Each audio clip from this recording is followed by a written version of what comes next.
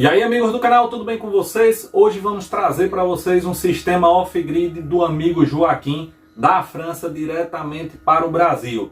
O sistema do amigo já produziu em 15 dias 60 kW, uma economia muito boa, ou seja, em 30 dias aí vai estar produzindo em torno de 120 kW. Para você, já dá para zerar a sua conta aí. O amigo liga aquecedor à resistência, máquina de fazer pão, iluminação e muito mais. Vocês vão ver, conferir aí no vídeo do amigo. Mas antes te peço, se inscreve no canal, ativa o sininho para receber as notificações e quando o vídeo subir, participar do salve com a galera lá no final do vídeo. E gostando aí dos nossos vídeos, vídeo aula de off-grid, taca o like, taca o like. Não esquece de visitar a galeria de vídeo aulas gratuitas sobre energia solar off-grid. Vamos ver o vídeo aí do amigo, do off-grid do amigo, e no final trazendo aí alguns comentários e tirando algumas dúvidas e dicas para os amigos sobre o sistema off-grid. Boa tarde, Tarcísio. Chegou, olha aí. Taquei o like, olha aí o sininho, ó. Não é que nem aquele sininho lá em Sergipe, né? Mas dá para quebrar o galho. Então, como prometido, estou enviando um vídeo para mostrar o quadro, a instalação que eu fiz, copiada aí dos seus vídeos. Tenho só um string ainda de painéis, tinha intenções de pôr 2 no início, já tem espaço lá em cima para colocar mais 2 fusíveis, portanto tenho 2 fusíveis da chegada dos painéis fotovoltaicos, tenho um disjuntor em 30 mA que é a saída em 220 volts do inversor, já lá tem espaço portanto para pôr o outro, mas isso aqui vai ser tudo mudado, afinal está ficando pequeno. A instalação está meio assim bagunçada porque, como eu falei, isso é provisório. Vou arranjar um contraplacado maior e vou fazer uma instalação diferente. Deixei ali espaço que era para pôr outro controlador de carga, que eu no início comprei um Apever e não instalei. Depois optei por este porque este suporta mais potência no grupo dos painéis fotovoltaicos. Tenho um probleminha, nem sei se há um problema, nunca o vejo fazer os 3 estágios de carga, floating, etc. Mas eu penso que é das minhas baterias estarem em mau estado. Portanto, eu no início tinha previsto em montar em 24 volts, comprei até os disjuntores em 24 volts. Com este disjuntor estava previsto para alimentar o regulador, portanto bateria regulador, com mais 2 condutores para aquela dica que você falou, que é o caso aqui, mas aqui está só com 3, que antes de alimentar o regulador com os painéis fotovoltaicos, primeiro passa por aqui também. Se eu desligar o regulador entre as baterias, também desligo esse aqui. Aquela dica muito interessante que você deu aí nos vídeos. Portanto, resolvi depois pôr isto sem 48 volts para ter cabos mais finos, etc. As baterias estão em mau estado. São baterias de caminhão usadas que um amigo meu me deu, que ele joga muita bateria para o lixo. Mas depois vou pôr baterias maiores. Aqui é a chegada das baterias. Depois tenho que arrumar uma tampinha. Isso vai ser tudo alterado ainda. Já produzi em 15 dias 60 kW, o que é muito bom. Portanto, aqueça a água quente. Tenho um cilindro de água quente com 150 litros, mas tive um imprevisto com a potência dele. Eles marcam, a placa do construtor marca 1500 watts e afinal ele consumia 1900. 1900 watts era muito, eu desmontei a resistência dele e tive uma surpresa agradável. Tem 2 resistências em paralelo. E eu desliguei uma resistência e agora tenho um consumo com o cilindro de água só de 900 watts, o que é muito bom. Portanto, já fiz o teste, posso alimentar a máquina de lavar roupa, posso alimentar essa maquininha aqui que um amigo me ofereceu para fazer pão biológico, e a máquina de lavar roupa, mais as luzes, a garagem, aqui está tudo, passa tudo por aqui. Depois tenho só 4 painéis, portanto de 400 watts cada um, estou com 1600 watts. As baterias, como elas estão mortas praticamente, mas eu não tenho intenções de me servir muito das baterias. As baterias praticamente servem como condensador para mim, porque eu, se não houver sol, eu não vou estar a desfrutar dos painéis. É para utilizar só quando há sol, praticamente, pelo menos por enquanto. Tenho um problema com o compressor que eu tenho um compressor com 3 HPs e o inversor não suporta o arranque do compressor, portanto tenho que arranjar um tira-pico. Depois das férias tenho que começar a procurar onde é que vou encontrar condensadores, procurar esquemas, etc, etc. Já vi nos seus vídeos, você tem uma aula sobre isso, mas tenho que ver melhor, tenho que ver isso melhor, porque eu quero proteger o inversor, gosto de trabalhar sempre com folga. Por exemplo, eu comprei este inversor com 3 kW porque eu não queria passar dos 1500, 2000 o máximo. E se eu puser aqui um tira-pico, quero ter a certeza que não estou a forçar o inversor. Então, agora vamos ver os painéis, então. Ora, cá estão os painéis.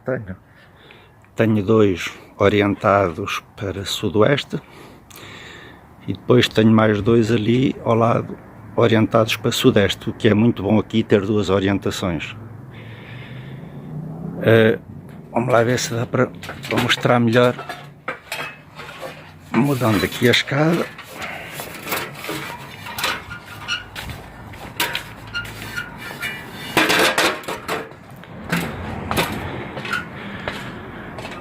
Está meio ronco, o sol está mesmo em frente agora, mas durante o dia está muito calor aqui e não deu para fazer o vídeo durante o dia. Então aqui posso pôr mais 2 orientados no mesmo sentido que este, já deixei as barras, e depois lá à frente leva mais um orientado no mesmo sentido desses 2 primeiros, portanto para sudoeste. Fico com as potências divididas. Tarcísio, eu não sei, eu penso que eu estou com a tensão do conjunto dos painéis um pouquinho baixa. A tensão agora está com 64 volts só, mas agora o sol agora já não produz nada. Mas mesmo na altura de produção, a voltagem não passa dos 66 volts e as baterias estão sempre nos 55. Ora, o construtor deste controlador diz que para termos um funcionamento ótimo, é preciso que a voltagem dos painéis fotovoltaicos seja entre 1,5 e 2 vezes superior à voltagem das baterias. Ora, 66 volts, que é o que eu tenho quando está bastante sol, para 55 volts a diferença é pouca. Portanto, eu estava pensando em, depois, quando puser mais 2 painéis, de pôr mais um painel em série para aumentar a voltagem de 30 volts, portanto fico depois com uma descida para o controlador a 100 volts mais ou menos. Portanto os painéis estão em série paralelo. E pronto, está tudo mostrado por enquanto, por agora. Depois, quando eu voltar a fazer isso aqui como deve ser, porque tenho que aumentar o espaço da placa contraplacada, etc. Queria agradecer, Tarcísio, a qualidade dos vídeos que você faz, com aquele capricho, com aquela, como é que se diz, aqueles pequenos detalhes, tudo muito bem feito, que dá para a gente compreender.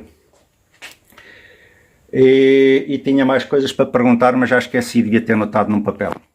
Pronto, mais uma vez obrigado pelos seus vídeos e até à próxima. Depois, quando isso estiver aqui terminado, pode ser que eu faça mais um vídeo. Tchau, tchau, até à próxima e bons vídeos. Tchau, tchau. Estamos de volta agora para fazer alguns comentários sobre o sistema do amigo, sobre algumas dúvidas que ele levantou. Ele falou sobre a potência do inversor dele, que é um Relable, Reliable, ou outras pronúncias aí como os amigos quiserem.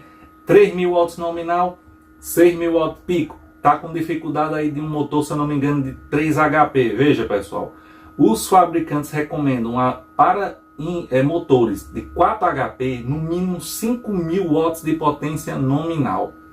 Alguns motores próximos disso podem ligar com 3.000 watts nominal? Pode, mas o recomendável é aí, ó, para essa potência 3, 4 HP de potência em motor. Olha, só foi falar, o bicho aí já se manifestou. Pelo menos 5.000 watts nominal. Vai trabalhar com muita potência. E como o amigo disse, ele gosta de trabalhar com folga no inversor para durar muito tempo. Então, pelo menos de 5.000 para trabalhar com essa potência aí elevada. Outra dúvida do amigo era quanto à sua formação de strings no PowerMR Pro, ou novo PowerMR. Ele está trabalhando aí com a tensão mais ou menos de 60 volts, 66 volts na string, mandando 55 volts aí para o seu banco de baterias, que diga-se de passagem é 48 volts, e ele quer elevar essa tensão. Nós aqui não recomendamos para esse controlador, porque a prática dos amigos está mostrando que ele trabalhar na linha de eficiência, ou seja, com a tensão mais próxima do carregamento, ele tem uma curva de eficiência maior e não dá alguns problemas.